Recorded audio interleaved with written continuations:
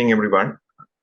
Today is the first day of our new lecture series on the lightweight hybrid multi-story design and construction by Professor Tisan Jayasinghe, and also our Chairman, Civil Engineering Sectional Committee, Engineer Mangala Silva, has joined.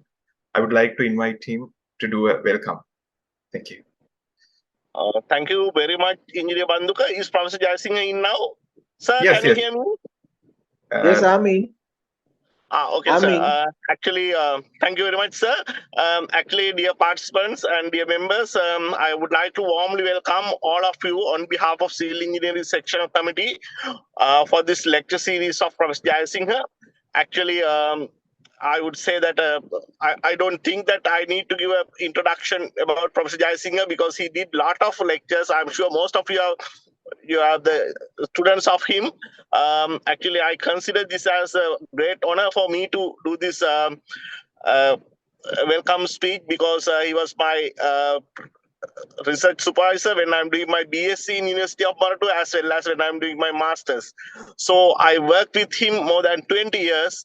And he also, about 2 years ago, he as the chairman of Civil Engineering Sectional Committee, he did a lot for the betterment of civil engineers. I'm sure he has created thousands of students to this country as well as in other countries.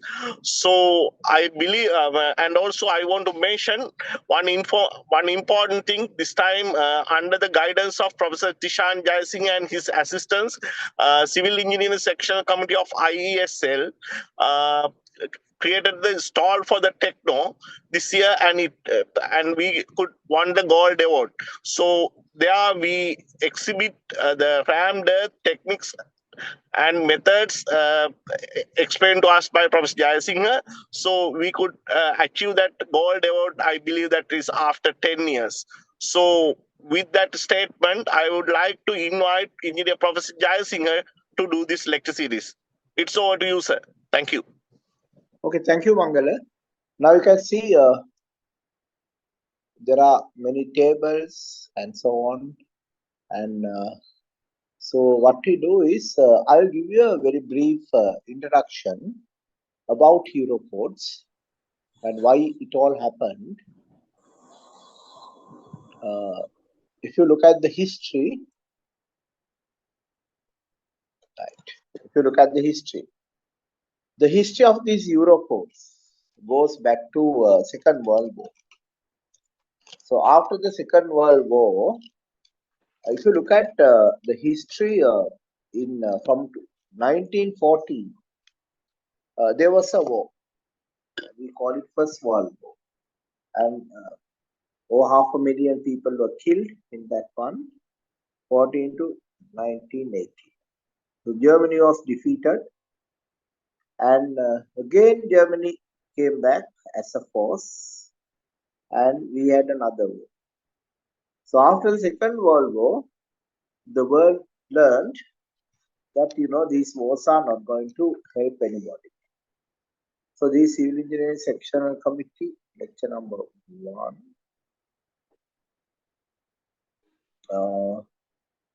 lecture 1 on 29th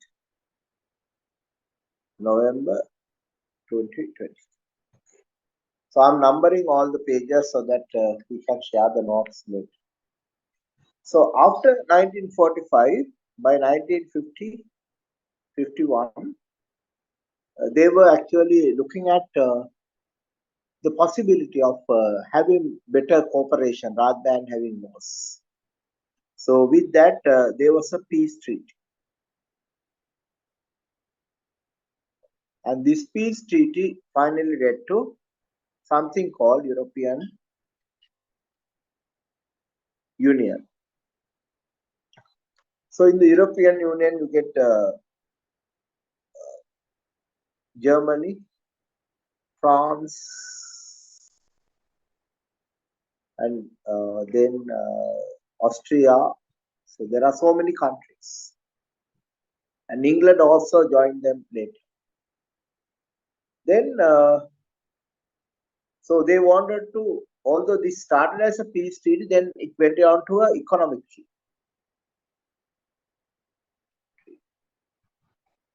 And gradually they thought, okay, let's have the construction was one of the main economic activities. So they thought, okay, let's have one standard across Europe. But if you look at Europe, look at Italy.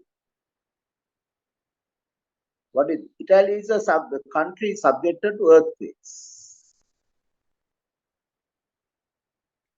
And if you look at Italy, it is a more tropical weather.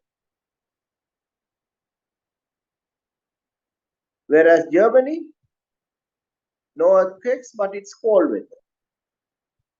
So they thought, okay, if you are going to have one standard that can be used by everybody, then we can't have one standard across all the different climatic conditions.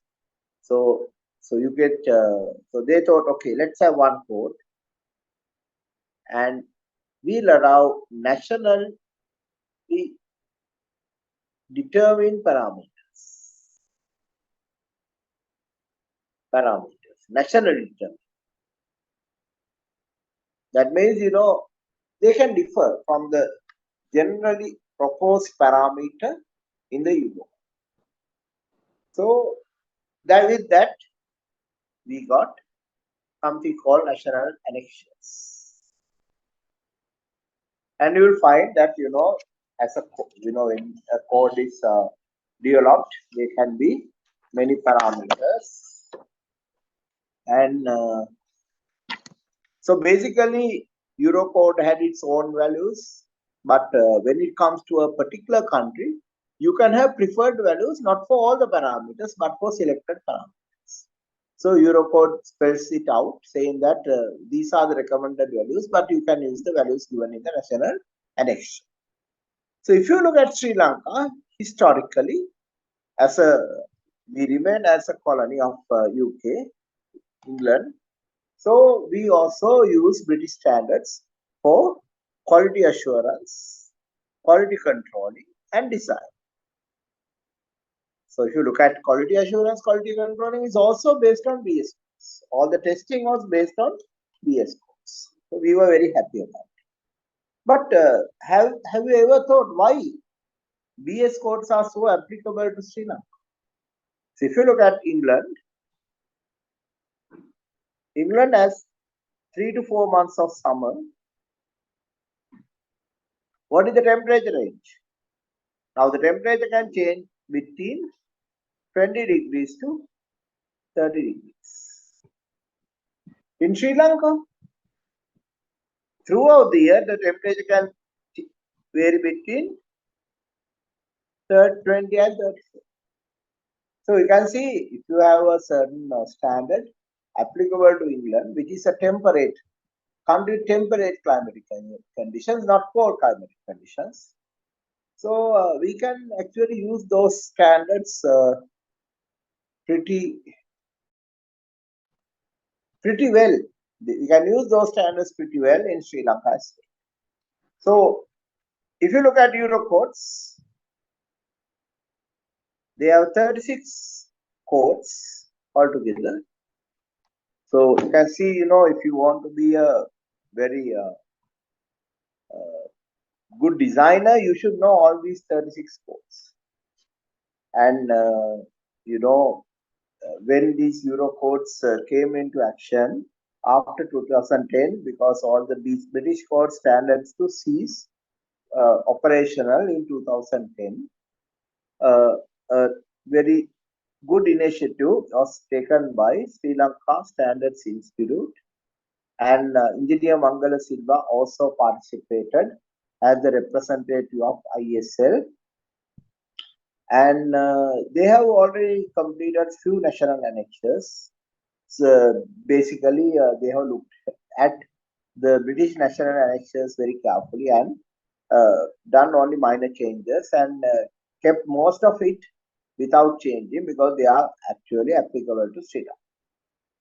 But so if you are not having a national annexure, you don't have to worry. We can simply use the national annexure of England, because United Kingdom, because those are actually applicable to our country to a great extent. So we don't have to panic or do something. We can simply change over to Eurocodes without worrying very much, because UK national annexures are already available.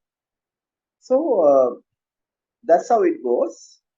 So if you look at the loading, the approach for loading is one of the key things that we start for a design.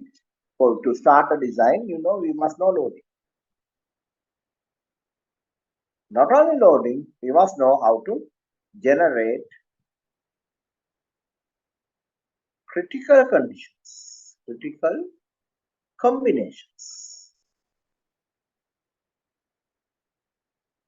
If I take an example from British Code, a simple example that most of you are very familiar, Civil Engineering Sectional Committee, 29th 11th 2023. So Mangala,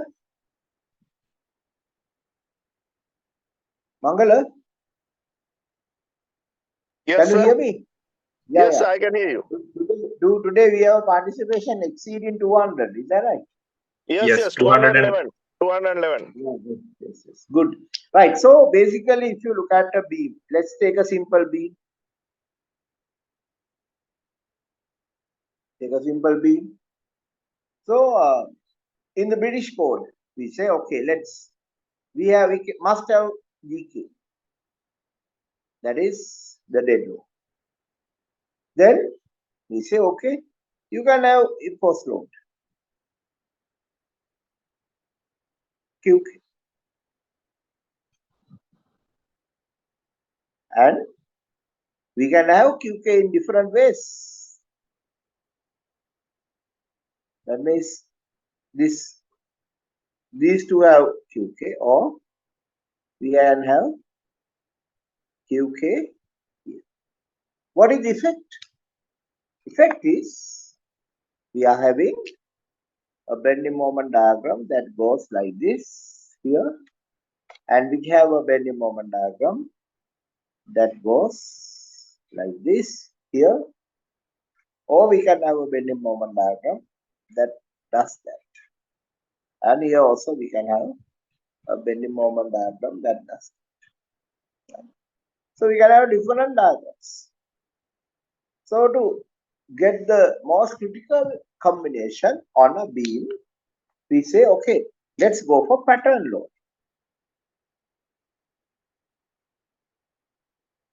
Go for pattern loading. So when we are going for pattern loading, we say we have three spans. We can have 1.4 GK plus 1.6 GK, or else you can have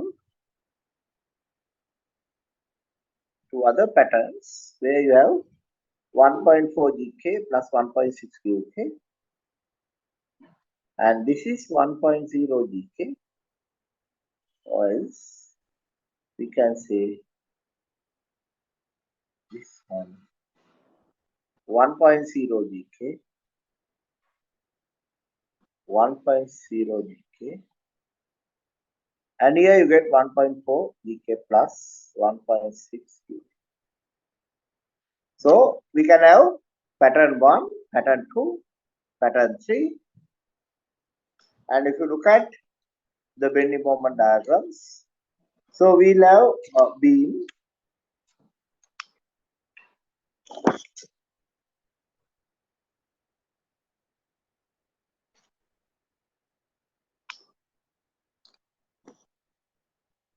having a bending moment diagram like this. That's due to pattern 1.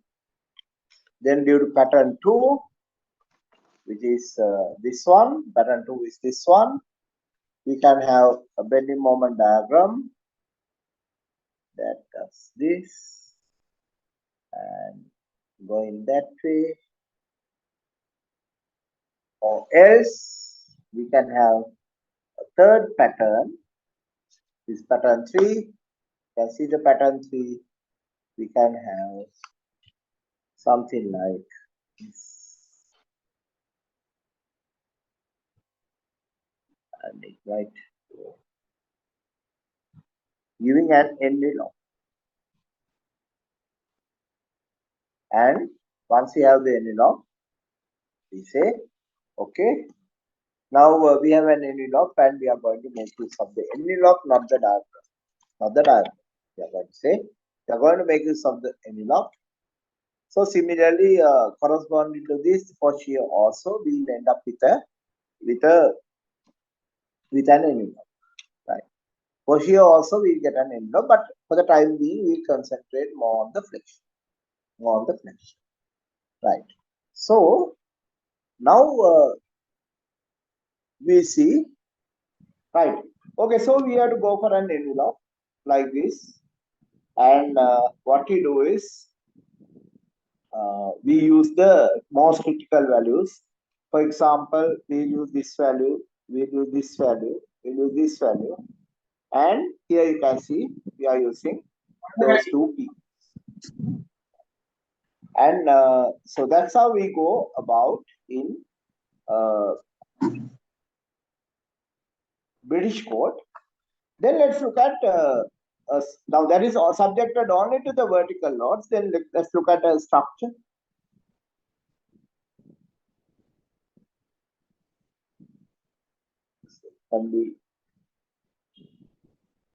So if you have a structure, it can be subjected to vertical loads, it can be subjected to lateral loads. So to take account of lateral loads, it says, okay, consider case 1, 1.0 GK plus 1.4 W.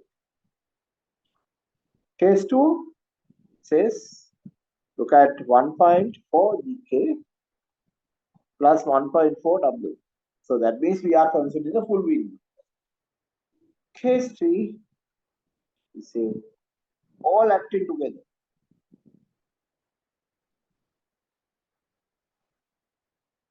W. Case 4, 1.4 GK plus 1.6 GK. But where applicable, consider pattern loading. So this is what the British code says. Now let's see what the Eurocode says. Eurocode is slightly different in this approach.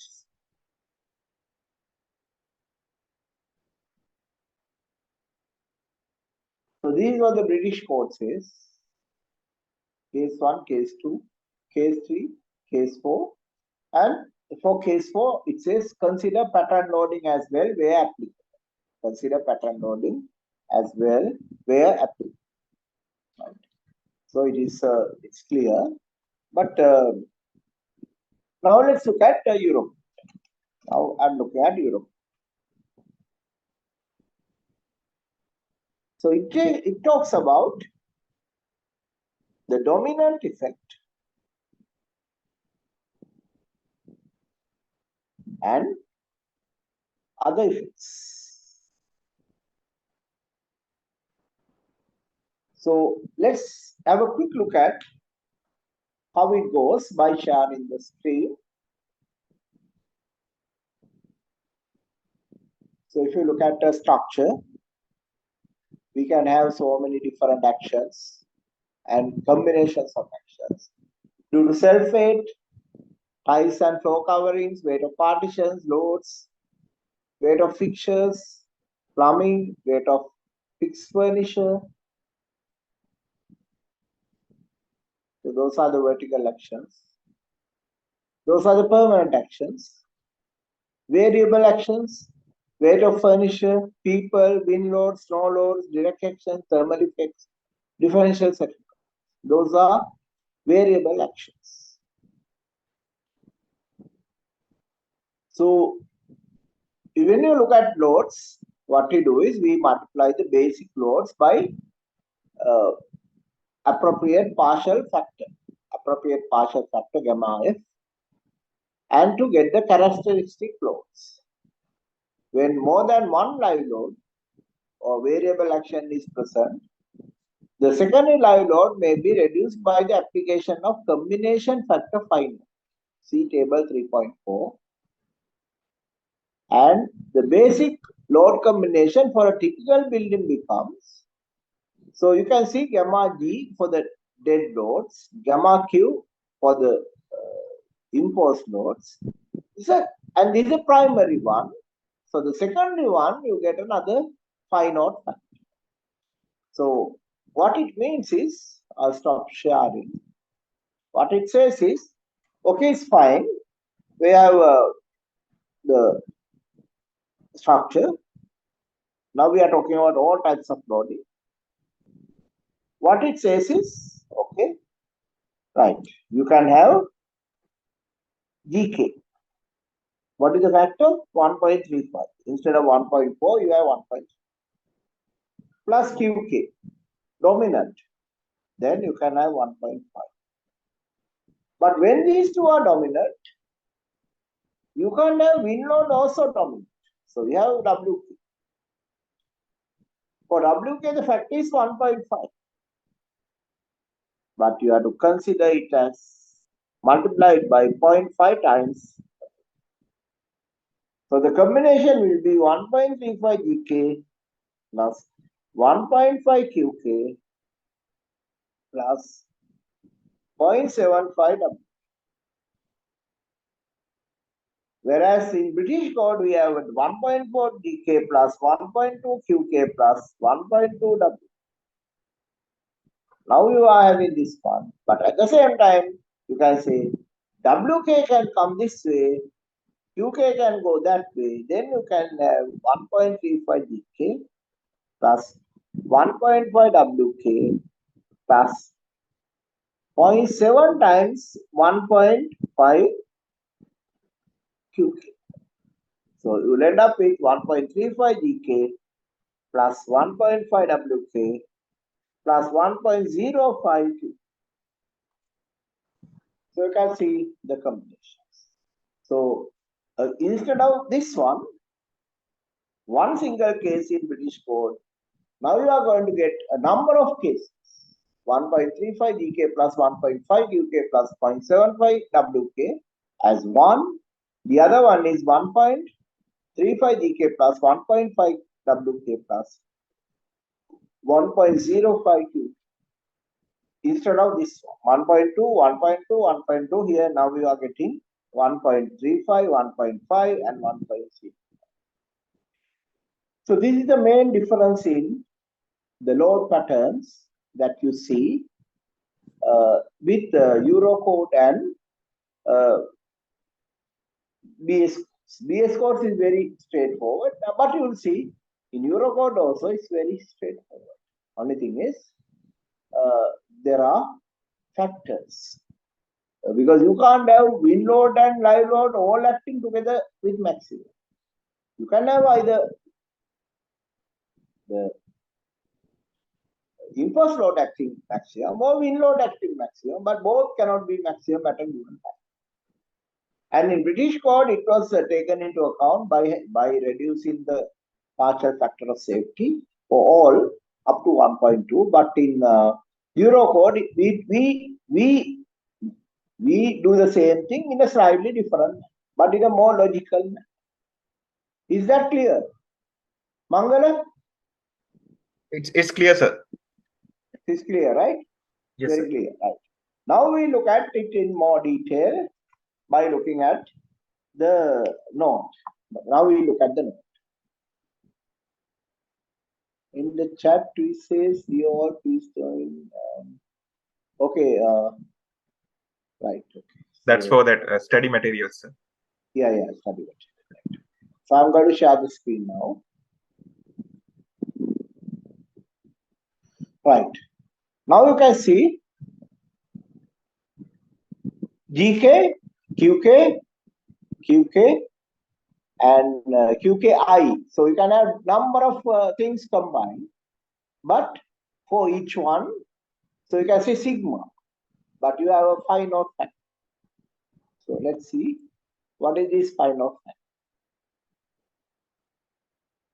So it says, now you have to become a little familiar with these reduced factor of safety for dead loads and imposed loads, 1.35 and 1.5.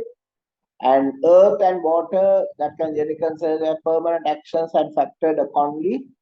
Earth and water loads all should be multiplied by 1.35 because they are permanent loads. If they are permanent loads. Now let's look at this one. We are interested in this pi naught factor.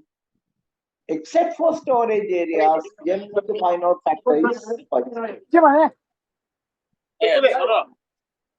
But when it comes to snow loads, wind loads, it reduces to 0.5.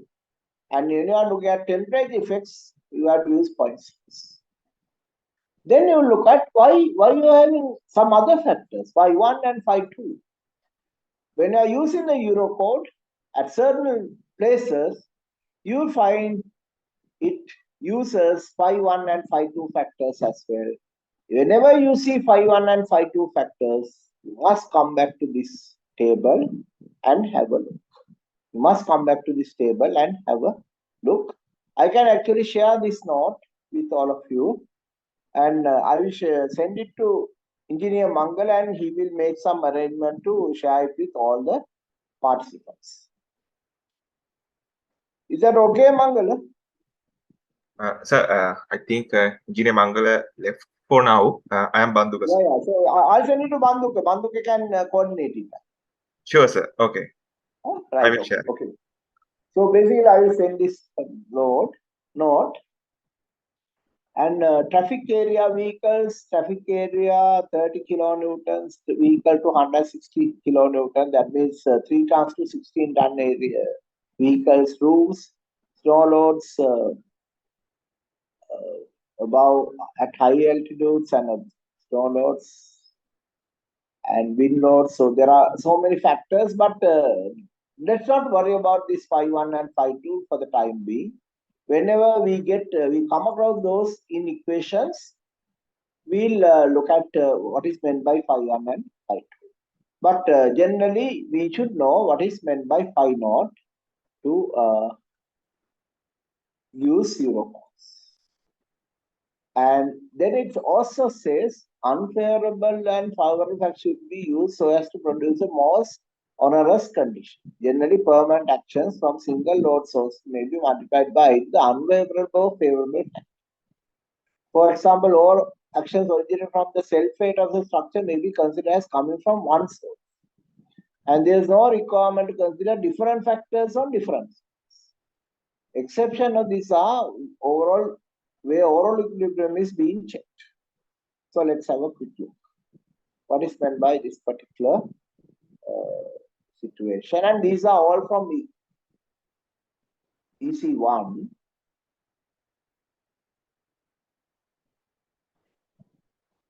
Let's look at this one. In Eurocode, pattern loading is considered to find the worst case possible when checking the structural adequacy. When pattern loads are considered, only the variable load is pattern. For permanent load, either 1.0, 1.35 can be used. One which gives the worst effect can be used. So generally what we do is, when you are checking the pattern loading, in British code we use 1.0 GK here, but in Eurocode we use 1.35 times GK.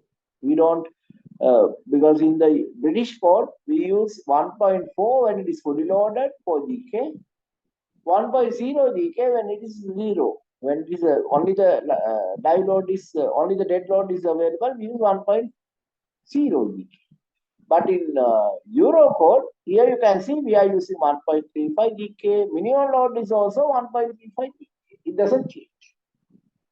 So that is one of the variations you can again see with British code and Eurocode. So I will stop sharing so that I can draw and show you. Right. So basically, when you want to design a beam, what we go for pattern loading. So to get the worst case scenario, we use maximum here, minimum here, maximum here. So that is 1.4 GK plus 1.6 GK. But here 1.0 GK. But in Eurocode it says okay, it is It's the same thing you are doing, but this is 1.35 GK plus 1.5 QK. This is also 1.35. It's not 1.0. That's another important change you have to keep in mind when you are generating pattern loading. And actually, it's very easy to generate pattern loading um, using a computer because of this particular condition. Because of this particular condition, it's very easy to generate pattern loading using a computer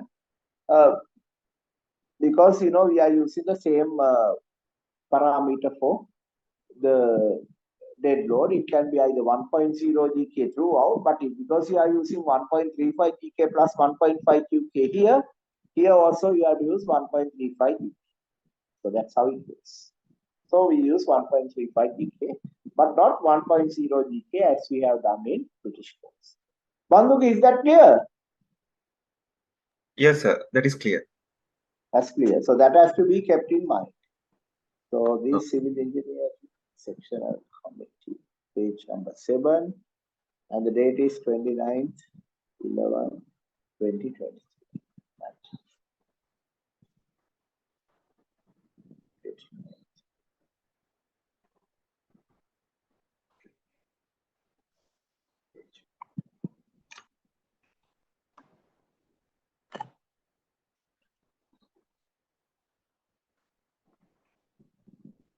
Then let's look at a little more details. Then I'm going to share the note again.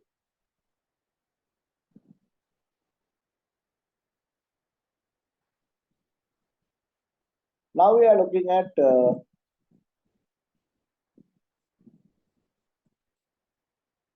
the combinations. Dead and imposed 1.35, 1.5. Dead and wind 1.35, 1.5. Dead imposed and wind 1.35, 1.5. Dead imposed, but wind should be multiplied by 0.5. So 1.5 multiplied by 0.5 is 0.7. Dead imposed wind, you have another combination where wind is kept full. This imposed is multiplied by 0.7. 0.7 multiplied by 1.5 is 1.05. It's B. 1.5 multiplied by 1.5 multiplied by 0.5 is 0.75. Why it happens is, if you look at the previous table, phi 1 factors, phi naught factors. For wind load is 0.5. For domestic conditions and all the other conditions, it's 0.7. So imposed loads is 0.7, wind loads is 0.5. So you can end up with a table like this. We'll end up with a table like this. And then you have to look at this condition. Now you are looking at the stability or the worst case scenario for a shear wall. So this side you get to get tension, and to get the tension, the self weight has to be minimum. Now you can see in that situation, on the tension side, you get 1.0 GK, and on the wind side, while the wind is 1.5. Whereas, so we are looking at lateral stability. So, and also whether tension can occur and the shear wall can track on this side. So to make sure that happens, we maximize the wind, minimize the weight. So you can have a combination called 1.0 GK plus 1.5 WK. In British code, it used to be 1.0 GK plus 1.4 WK. Here you can see it's 1.5 WK. And then the British code had 1.2 GK plus 1.2 QK plus 1.2 WK. Instead of that, you get 1.35 GK plus 1.05 QK plus 1.5 times WK. And here you can see in British code, we had only one dead imposed wind case, which is 1.2 GK plus 1.2 QK plus 1.2 WK. Whereas in Eurocode, we have two combinations when dead, imposed and wind are acting. So here the imposed load is dominating case. This is the imposed load dominating case. This is the wind load dominating case. So here you can see wind load is 1.5. Here the imposed load is 1.5. So this is dominated by wind imposed load. This is dominated by wind load. Is that clear, Mandu? Yes, sir. That is clear. That's clear. Right. Good. So, right. Now let's see what is reinforced, how to design reinforced concrete. And to design reinforced concrete, we have to see how we define the strength. In Eurocode, all strengths are defined in terms of cylinders. Cylinder strength was used by Japanese and British earlier, and cube strength was used by British. So what is the difference? Actual strength is the cube's cylinder strength. Cube strength gives a higher value than the actual strength. Actual strength of concrete is 0.8 times cube strength. So don't think that cube strength is the actual strength. It's not. Cube strength gives a higher value.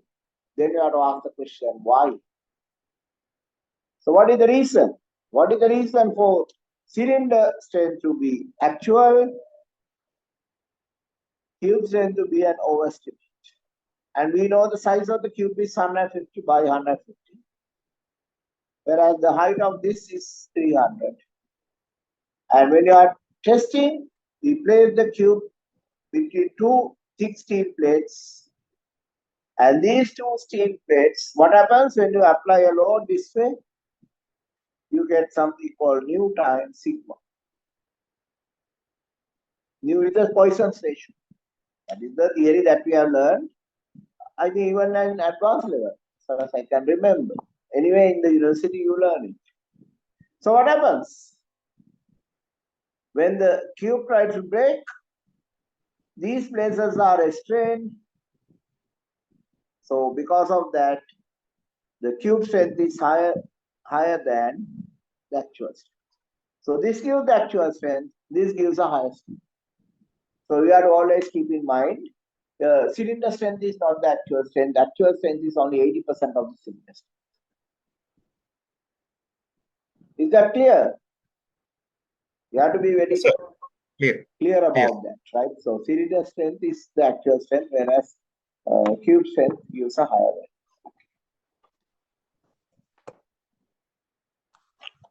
value. So now you can see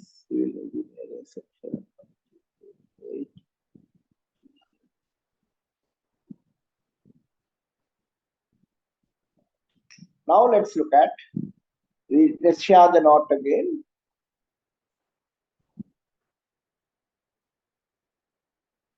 So here you can see the strengths.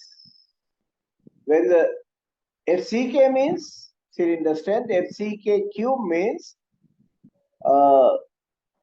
cube strength, right? So that's the notation used in Eurocode. And so here you can see when you have 20 megapascal cylinder strength, cube strength is 25. So when the cylinder strength is 25, it's 30 for the cube.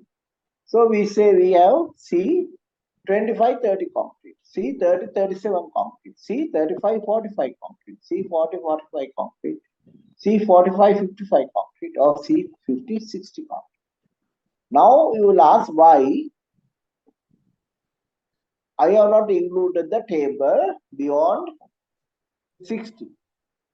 So cube strength of 60 is a special value in Eurocode, and it actually allows you to go up to 105 cube strength.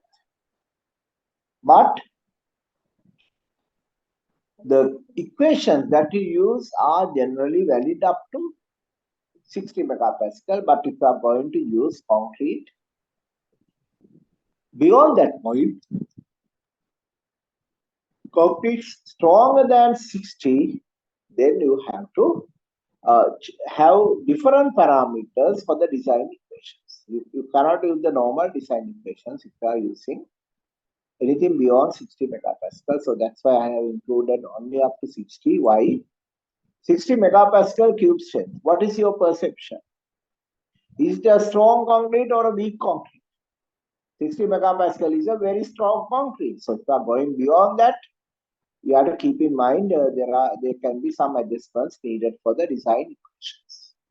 So we concentrate up to 60 megapascal in this course because you know there can be minor variations when you go beyond that. Then there are tensile strength values that can be used in pre-stressed concrete. But because in reinforced concrete, we consider that the concrete is cracked. Concrete is cracked. So we don't have to really worry about tensile strengths. But when you are designing for pre-stressed concrete, you need to worry about those. And you can see here, if you look at the stress strain curve, you can see the maximum strain allowed is 0.0035, and by looking at the stress strain curve, we can get more information. And here you can see. Now you can see the full curve. I have reduced the size of the screen slightly. Yes, we can see it. Yeah, you can see it. Right. You can see the whole thing. Now this is the stress strain curve for concrete, and you can see FCK is the cylinder strength, and we have to consider 85% of that. Now you might ask why. The reason is we test the concrete in compression, then we use that value in flexion. So because of that reason, the flexural strength of concrete in compression is considered as 0.85 times the cylinder strength. 0.85 times the cylinder strength. And then it says, right, it starts to be a plastic material from a strain of 0.002. And it cannot take a strain more than 0.0035. 0.0035 is a very familiar figure. Even in DS code, we consider that concrete cannot take a strain of more than 0.00. So this is the stress strain curve for concrete.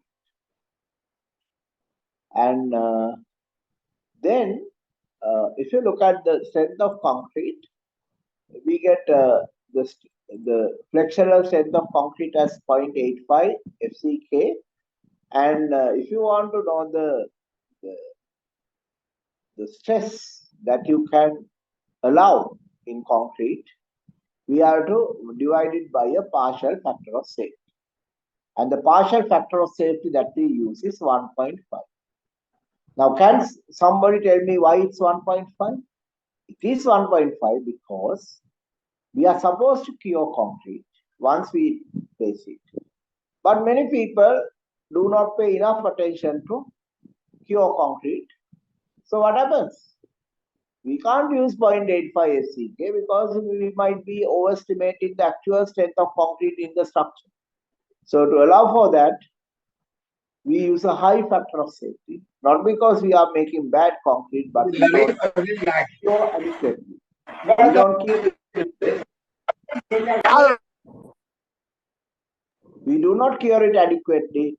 Because we are not curing it adequately, there can be variations in the strength. It is not only because we are using different ingredients and make concrete, but curing also comes into play.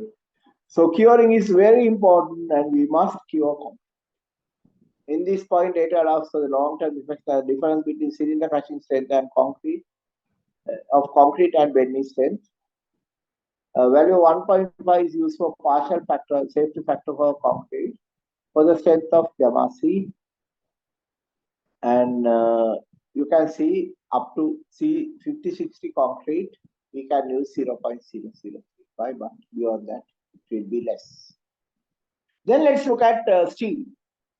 Eurocode allow steels from 400 megapascal to 600 megapascal tensile yield stress. Yield stress can be 400 to 600. Eurocode specifically says any steel used should be 400 to 600. So that means we can make use of all tow steel. Tow steel had a strength of 460. But these days we use QST bars, quench and self-tempered bars. What we do is, we get the steel bar manufactured as red hot. Then we pour water onto it, making a very hard surface on the surface. And then we allow it to cool down gradually. And when cooling down gradually, the toughness might reduce to a certain extent, but it remains very hard. The interior remains very soft. So when you bend the bar, the chances of the bar breaking is very remote. And also you can get a higher strength by adjusting this heating and cooling process. You can get a higher strength. You can go for 550 steel or even 600 steel. Might be a good idea for Sri Lanka because steel is very expensive in Sri Lanka, so might be a good idea to go for 600 strength. But at the moment we have only 500 strength. So we'll remain at 500, but because steel is manufactured under proper conditions and it doesn't need any curing type situations, we have a smaller factor of safety, 1.15. The factor of safety is 1.15. And the elastic modulus of steel is constant, 200 kilonewtons per meter. So now you can see something very important about steel. What is that? Elastic modulus of all steels is 200 kilonewtons per meter square. But let's look at the elastic modulus of concrete. Elastic modulus of concrete. What do you see? The elastic modulus of concrete increases. Sorry. This is not elastic modulus. This is the average strength. Let's see how it's here. Here, elastic modulus of concrete. Here you can see 27, 29, 30, 31, 33, 34, 35, 36, 37. So elastic modulus of concrete increases as we use higher strength concrete. So what is the advantage of this? This is a huge advantage in tall buildings because by using high strength concrete, we can have a higher elastic modulus. With a higher elastic modulus, we can reduce the deflection in a tall building. So in tall buildings, this has become one of the key reasons for concrete to dominate now. Early days, steel dominated the buildings. Steel was the key material. Now, if you look at today, you'll see concrete is the main material. Why? Because as we use high strength concrete, elastic modulus increases, which has a huge advantage when you are considering the lateral deformation and lateral response, lateral movement based response of the structure when subjected to earthquakes and wind loads.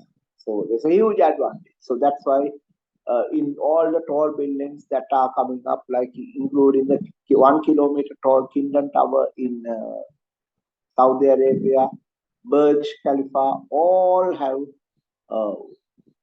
have used concrete because concrete is a wonderful material to control lateral deformation, because as the strength increases, the elastic modulus increases. Whereas in steel, even when you consider the pre-stressing steel, it is high strength steel, the elastic modulus is 200. So those are the important things you can learn about steel and concrete. And then comes how to make concrete durable. And if you look at the history, the Roman emperors who knew about concrete, over 2000 years ago said, we have invented a material that is going to last forever. Because they had only concrete. They did not have steel. But today, when you have only concrete, the best shape is arch shape. But today, we don't use the arch shape a lot, but we use beams, columns, slabs a lot. So these members are subjected to flexure, whereas arch shape is generally subjected to compression. Because these shapes are subjected to flexure or bending, we need reinforcement. The moment you insert reinforcement, concrete does not become a material that is going to last forever. Why? So that's what we are going to learn now. So I'm going to, I'll stop share. Right. So, yeah. Now we say, we pour concrete. We are always advised you must have a cover. So this is a cover. Generally, in according to British code, we used to have 25 to 40 millimeters of cover, right? And what happens when you use concrete? That's very important. Because if you are going to learn about concrete, you must know what is meant by concrete. For that, we look at the cement. Cement is some material that we only add water plus gives us a gel. But the gel is very strong. So what do you get in cement? Tricalcium silicate.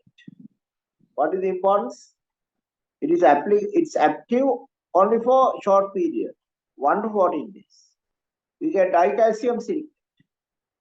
It is a very slow reaction. The reaction actually starts after about 2 weeks, but it can continue. Then we get tricalcium aluminate. Very rapid reaction. And then it is from 1 hour to 24 hours. But the problem is we can't have too much tricalcium aluminate because it can lead to destruction of concrete after a while. So this has to be less than 10%. This can be anything, but generally it's about 65 to 70%. And in the modern concretes, this is only 5 to 10%. Modern cement.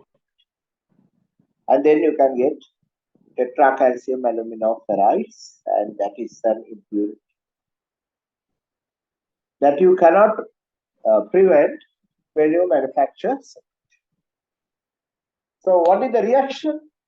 Reaction is tricalcium silicate. Dicalcium silicate also gives the same reaction, but a very low rate. You get tricalcium silicate gel plus calcium hydroxide. Now, this calcium hydroxide is a very important ingredient because when you use concrete, what is the minimum water cement ratio needed? 0.2. What are we using? We use 0.5.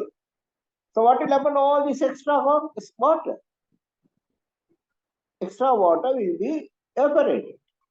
Then what do you get? Porous concrete. So then what happens when you continue to cure? We continue to generate calcium hydroxide, and all that calcium hydroxide will start filling up these voids. So it's very important that we cure concrete because we are going to fill up all these extra voids by calcium hydroxide. So that's why, when water flows on calcium on concrete, you get some whitish color substance coming out, and that is calcium hydroxide, washed away. So we create calcium hydroxide, those will fill up those tiny pores. And calcium hydroxide, what is the pH? In well cured concrete, the pH can be close to 12 to 13. You cure it well. You don't cure it, it can be less. So, in ferrous, you would have seen, we all know, once ferrous is exposed to the atmosphere, it will form a ferrous oxide layer. What can you say about the stability of this layer? It's not stable at all. That's why we see, unless we paint steel, what happens? Unless we apply a paint coat, what happens? It undergoes corrosion. But so when you have a reinforcing bar outside, it also undergoes corrosion. But we put it inside the concrete. What happens? The moment you put it inside the concrete, it stops its corrosion. Why? When pH is 12 to 13, this ferrous oxide layer is very stable. Like aluminium oxide layer. You have seen these buses, Tata and Ashok Leyland, having aluminium bodies. But aluminium is a much more reactive metal than ferrous. But why can we have a bus body or a cooking saucepan to boil water? Because aluminium oxide is very stable. Inside that you get aluminium, not stable at all. But the moment it is exposed, it will form the aluminium oxide layer. Similarly, this ferrous oxide, ferrous also, the moment it is exposed to the atmosphere, it will form a ferrous oxide layer. And if the oxygen and water is available, it will continue to undergo corrosion, forming oxide more and more. But the moment you insert the reinforcement into the concrete, because concrete is highly alkaline, this ferrous oxide layer is very, very stable. But what happens with time? We have carbon dioxide in the atmosphere. This carbon dioxide will start reacting with calcium carbonate, gradually form a layer. And that is called carbonated concrete. So what is the problem? Carbonated concrete pH can be around 9 to 10. And that means it's not stable. When pH is 9 to 10, it is not stable, but still it will take plenty of time. In a well-cured concrete, for about 25 to 35 years, you might get only 10 millimeters of carbonation. Well cured. But if you don't cure it well, even in 10 years, you might find the carbonation can be 10. So, which means what is the minimum cover that we need? We need a minimum cover of 20 to 25 millimeters if you are expecting to have a reasonable duration without any trouble in a concrete structure. That doesn't mean that the moment it comes here, it is going to corrode and the structure going to collapse. No, it's not. So if you are protecting the structure, oxygen content is low, and the oxygen cannot come into contact with the reinforcement. Water is not available. It's all in dry condition. Even a carbonated structure can last many years, but you're asking for trouble. You're asking for trouble when the carbonation has reached the steel. So you have to take a lot of precautions when you are maintaining. Before that, even if you don't do anything, still concrete will protect the steel. No corrosion. No. So that's what you have to keep in mind. And so, what is the lesson we can learn from this? Any question on this? Although it's on one page, it's a very important lesson. It has all the information you need to explain why reinforced concrete should be properly cured. Why reinforced concrete should be properly cured. It has all the information that you need to know why reinforced concrete should be properly cured. Manduka, any question you like to ask? Anything? There's one question, but it is not directly related to this, sir. Wanted to ask, what are the recent advances in lightweight but high performance concrete? That one I will come in a little later, right? Okay. Because that's the next thing I'm going to talk, right? Not lightweight, but normal weight, high performance, right? Okay. Because lightweight high performance is something different, because lightweight concrete can be made only by using lightweight aggregates. Right? Because either you use lightweight aggregate and get a lesser density like 18, or use normal aggregate and get a density of 25. Right? But high performance concrete is something different. That I can explain. Right? Okay. So if you are using lightweight aggregate, you will get lightweight. But you can't get lightweight concrete by using cement. Right? So how you get lightweight concrete is by going for very high strength aggregates, which are very low in density. Then you will find overall density of concrete as reduced. So whereas if you want high performance concrete, it's something different, because there we are using normal aggregate, but we want high strengths like 80, 90 megapascal. So that's what I'm going to explain now. Okay, right? And also, and also one question related to this from an engineering student. He has asked, when will start to cure after the concreting? Likewise, no, actually, you should not allow direct solar radiation onto a concrete once done. Because direct solar radiation can start evaporation. So the thing is, first thing is, make sure the concrete is covered as soon as it's done. But after about 24 hours, you must definitely start curing. Right? If you don't have to do anything within the first 24 hours, because there's plenty of water in the concrete, but what you need is to protect it being exposed to direct solar radiation. Any fresh concrete exposed to direct solar radiation can lead to very high evaporation of water from the finished surface, leading to cracking called plastic settlement cracks and plastic cracks. And those cracks will go up to the reinforcement. And the problem with that is, because these can be more than 0.3 millimeters of crack width, a lot of oxygen and carbon, lot of oxygen and water can penetrate easily into the concrete and start corrosion.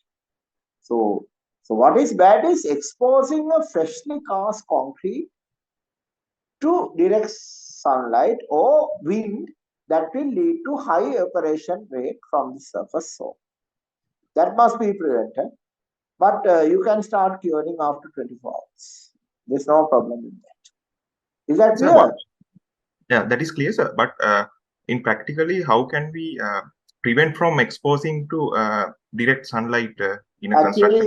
That's why, a lot of large concretes, they start the concreting around 6 o'clock in the night, evening.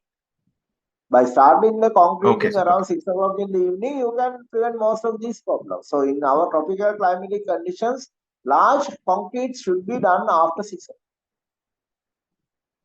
Overnight. That's the way. Because if you do large concrete pours during daytime, you are asking for a lot of unnecessary trouble, especially due to exposure to the direct solar radiation. The reason is direct solar radiation has an energy of 800 watts per square meter. So it's like having a electric heater on the concrete when you expose it. So the ideal is, if you are doing large important concrete, always make sure it's done during the night. Okay. Is that clear? One more question participants have asked.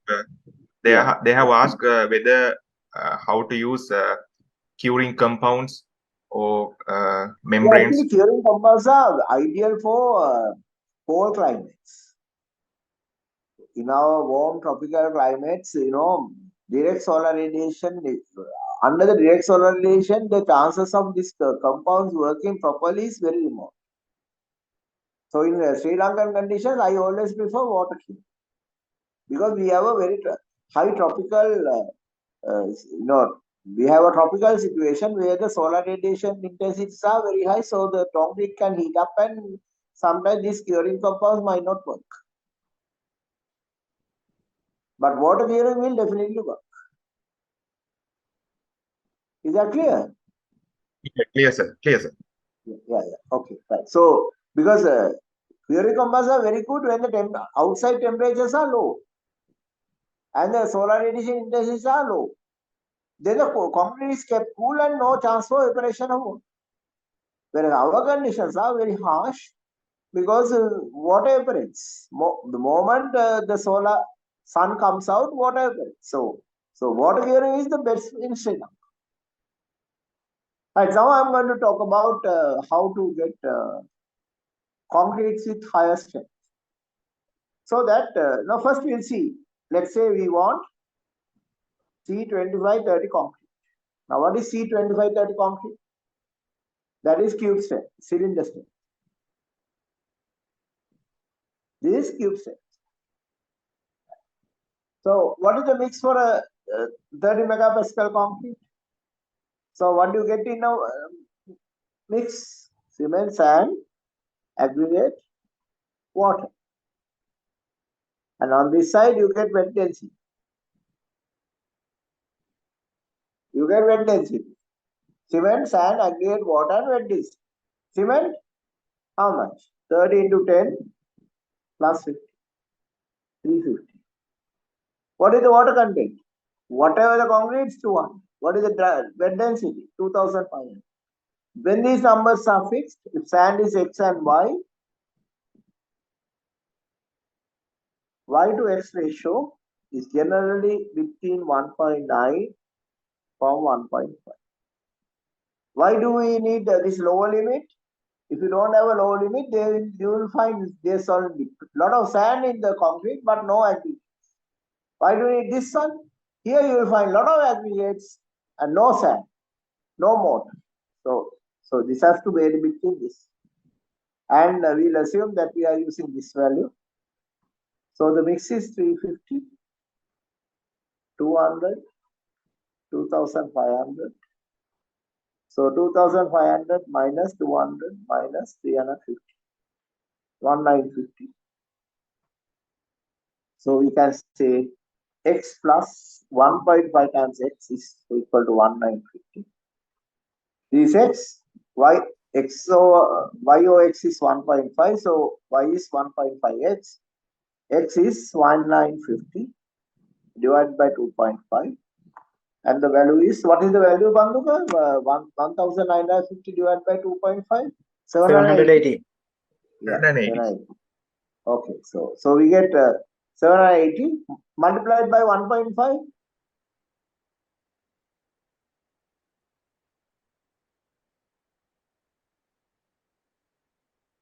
What is the value?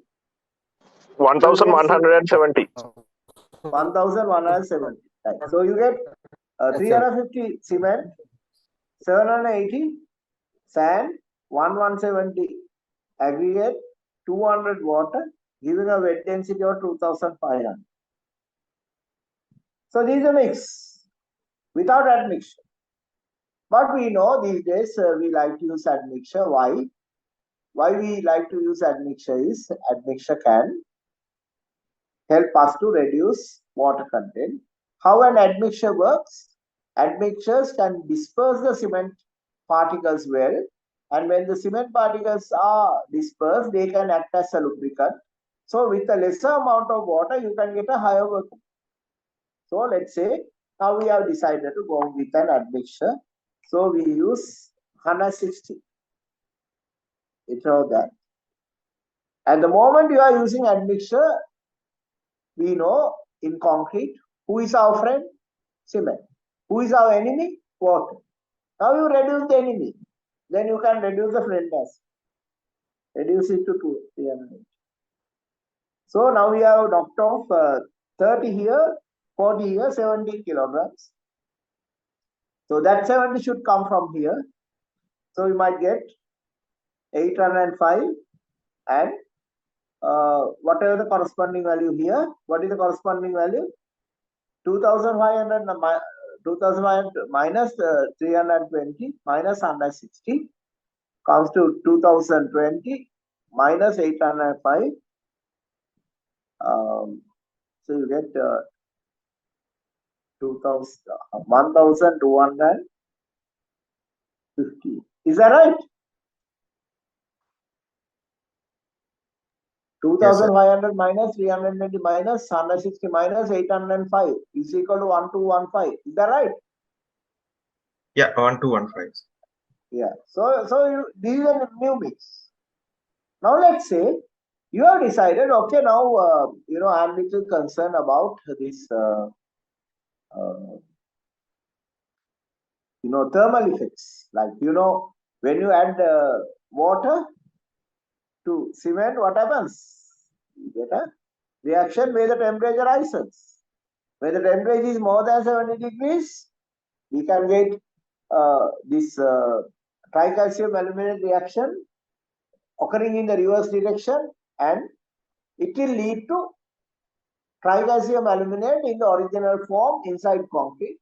And after a while, this can start expanding again, causing cracks in concrete. So I can show a figure. Right. Now, do you like a concrete designed by you cracking like this, or constructed by you cracking like this? This is a large concrete form. What do you think? Do you like this kind of cracks in a concrete structure? Not at all. Yeah, but this is a reality in Sri Lanka. This can happen in Sri Lanka. When you make concrete, you must control the maximum temperature below 70 degrees. If you don't do it, you can get cracks like this.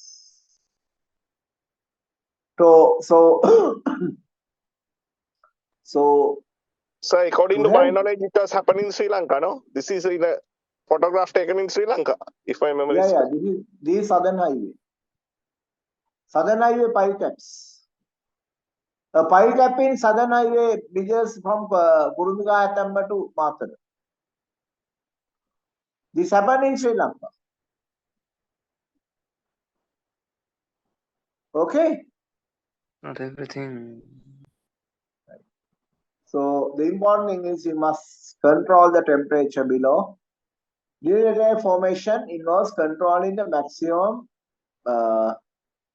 temperature rise to newly placed concrete to be below 70 degrees. This needs careful controlling the cement contained in concrete. The charts developed could be of immense value for structural engineering in this endeavor. So we have prepared some charts which actually tell the full story. So I will come to the chart in a little moment. But before that, I will now explain how to deal with this delayed ettringite formation. What is the rule? Higher the amount of concrete, higher the amount of cement, higher the tricalcium aluminate content, higher the tricalcium silicate content. So tricalcium aluminate will give the initial strength, like our ability to remove the formwork within 24 hours is given by tricalcium aluminate, giving a strength of about 10% of the target strength. Now after 24 hours, what happened? Tricalcium aluminate becomes super active, and it's acting very fast, generating a lot of heat. So if you want to prevent delayed ettringite formation by keeping the temperature below 70 degrees, what do you have to do? Minimize the cement. And how do you minimize the cement? Let's say we use 260 kilograms of cement and 60 kilograms of fly ash. So this is fly ash. And the moment you use 60 kilograms of fly ash, you'll find the density on this side will also come down. Still, we can keep the water at 160. Now, we are not changing any of these parameters.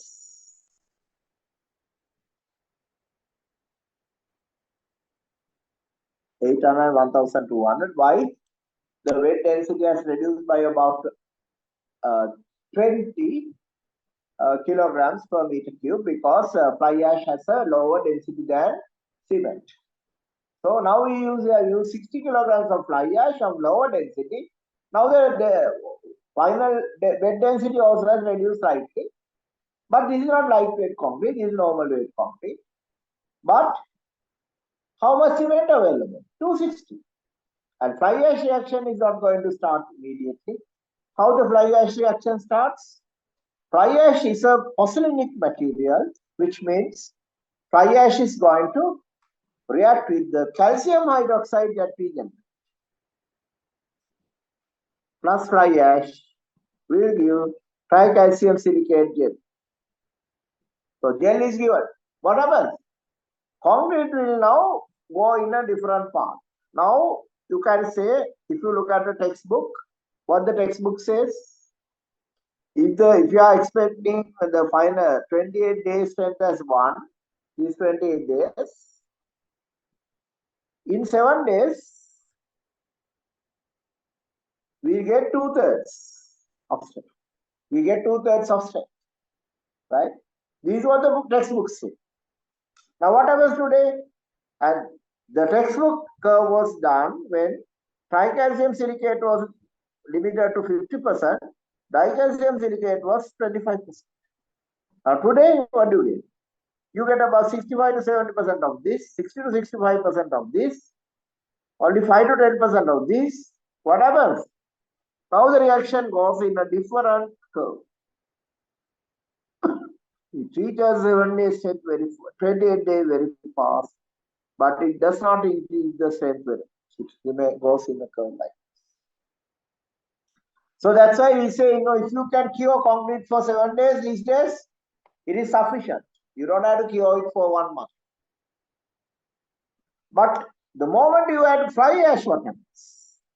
When you add fly ash, because we have less cement now, it will go more in a curve like this. But the advantage here is it will continue to gain strength.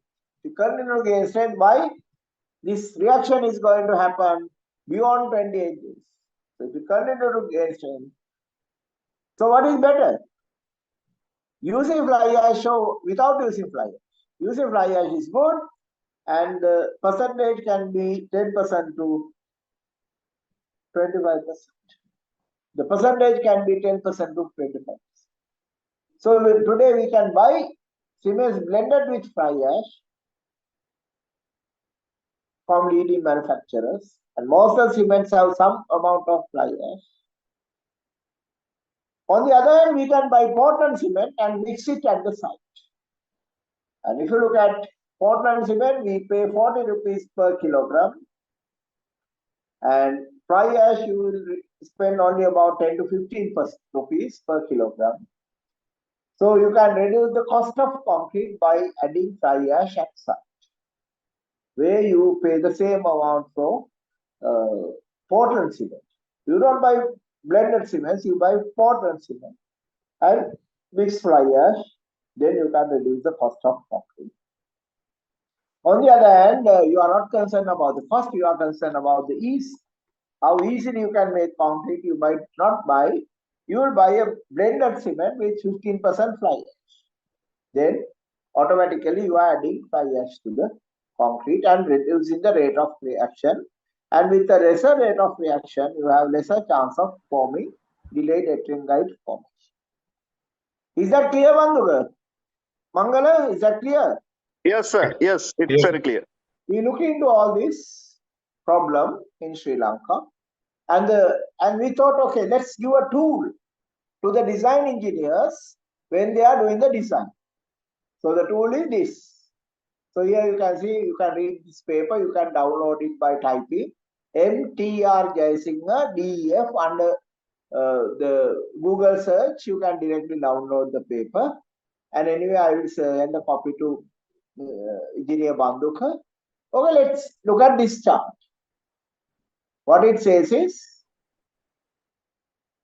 if you are using 275 kilograms of cement, whatever the thickness of section,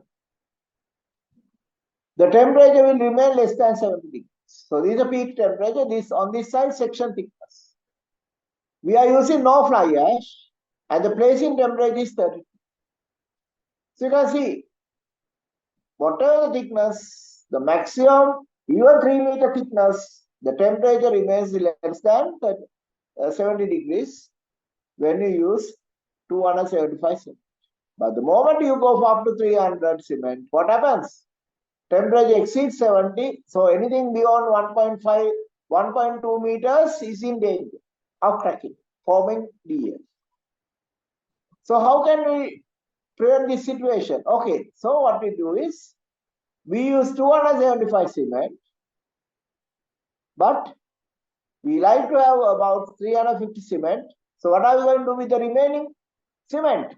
We, instead of using cement, we use fly ash. So we need a cement mix of 350 cement, but we don't call it cement now, we call it cementatious material. So we'll have a cementatious material of 350, where only cement is only 275, and fly ash is 75. And what can you ensure? You can ensure that concrete will never exceed 70 degrees.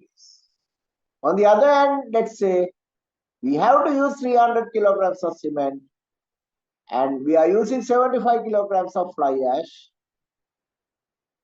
giving about 25% ratio, coming closer to 25% ratio.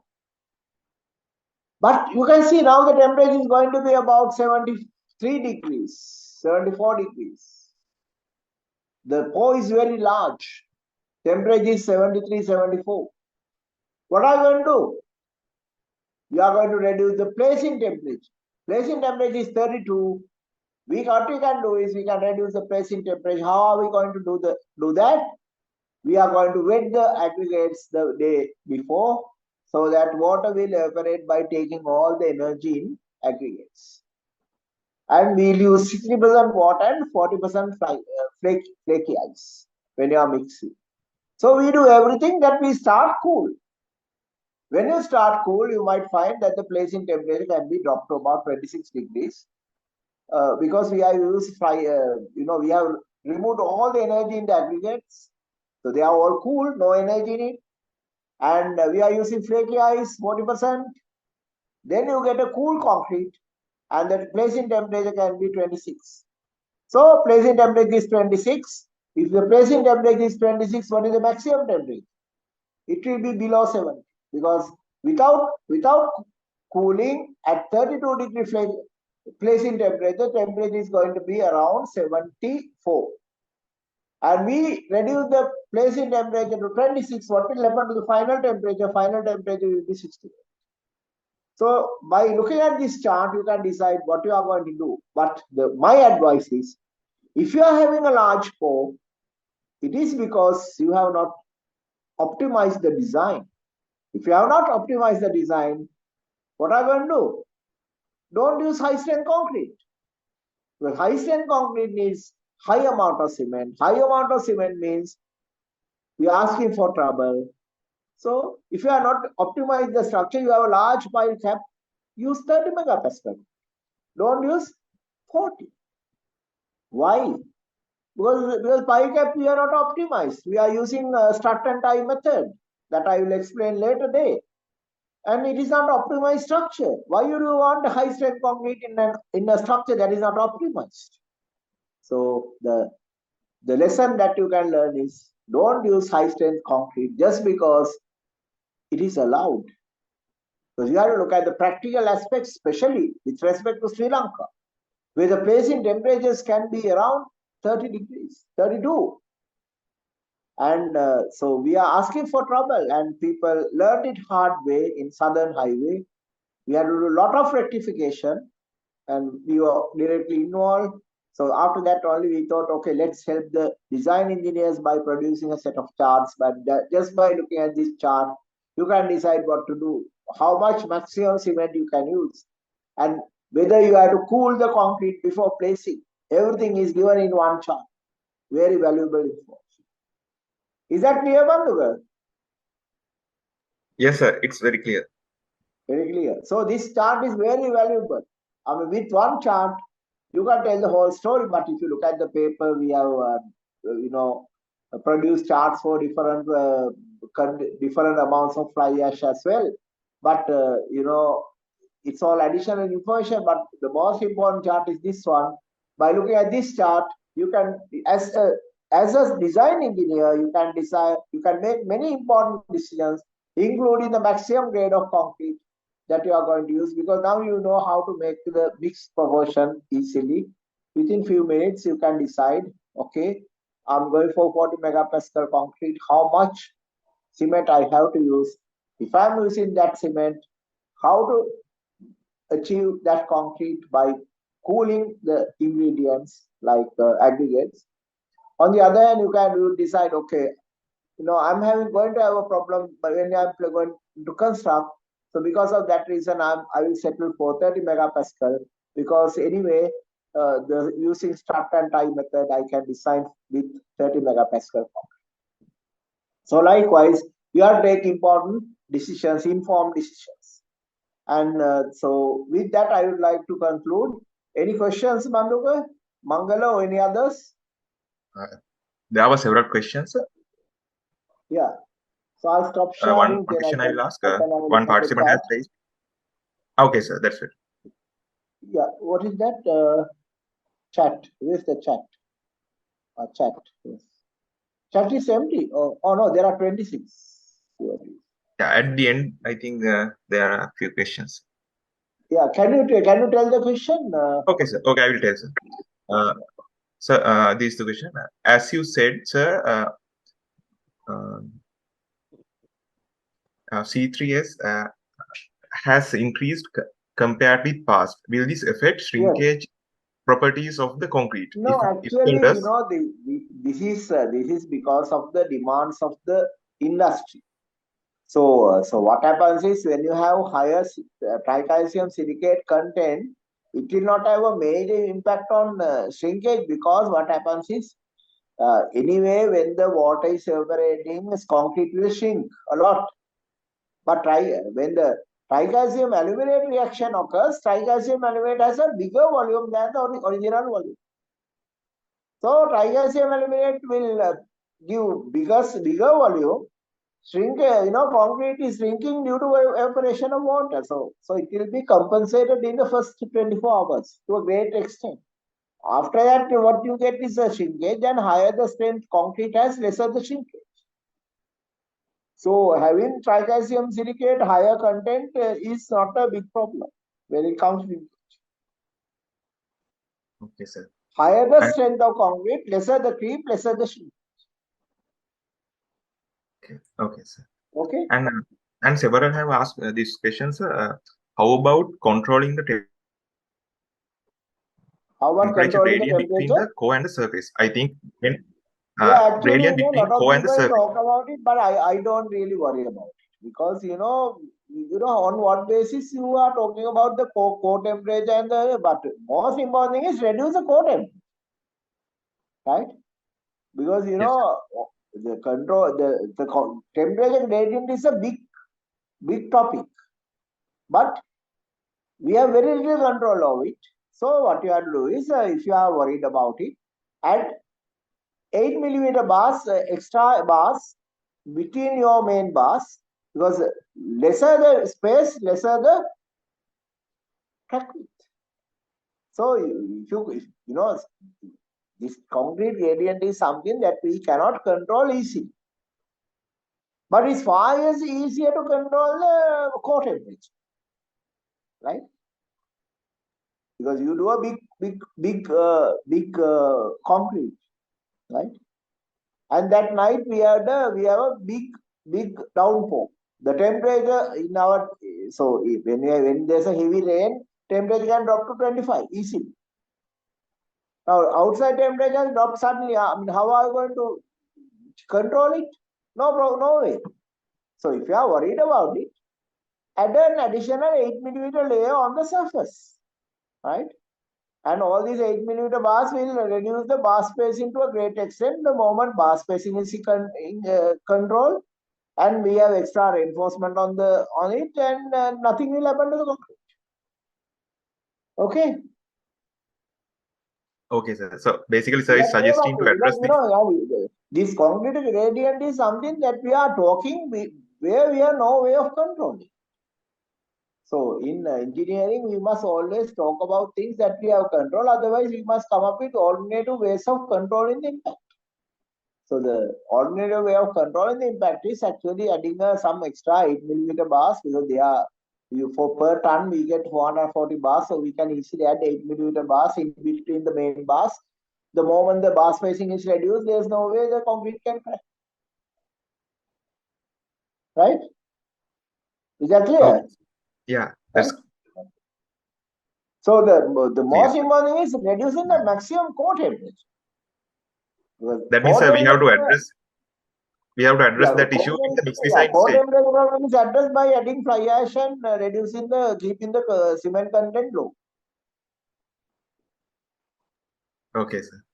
Clear, sir. Right. Any other question?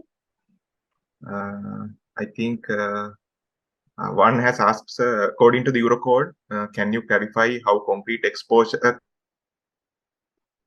Yeah, so I'm going to classes do it establish the minimum cover value?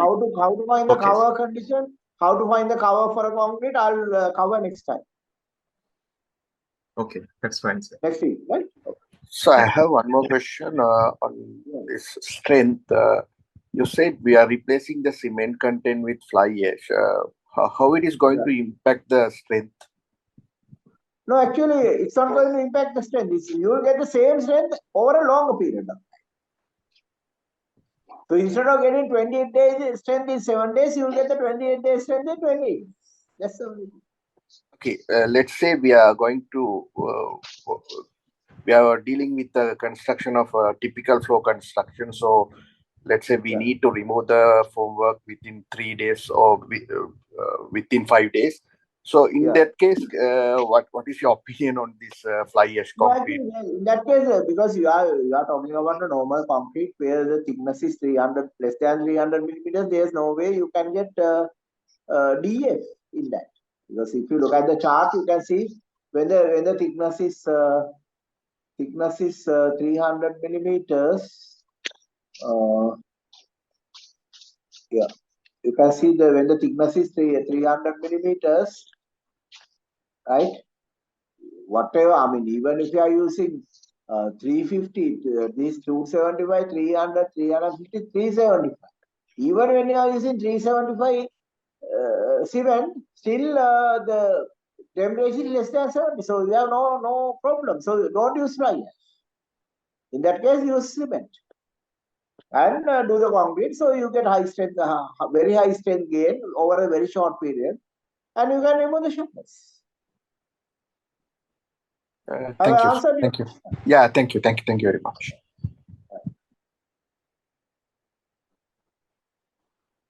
Any other question, Manduka? I think that's all. That's all. So we'll wind up today, and we'll continue from next week onwards. 6th I can take the lecture. I will put some questions, some of these questions in the group chat, sir. There are many questions coming. Oh, yeah. Yes, please. Then I also can make contribution once in a while. Yes, sir. And also we are going to add these new members to this our WhatsApp group as well. So that I will share the link again. Yeah. So I hope Banduka, you are going to do a lot of engineers are asking for the link. Yeah. I will share it again, sir. Yeah. You better. Yes. And 1 minute.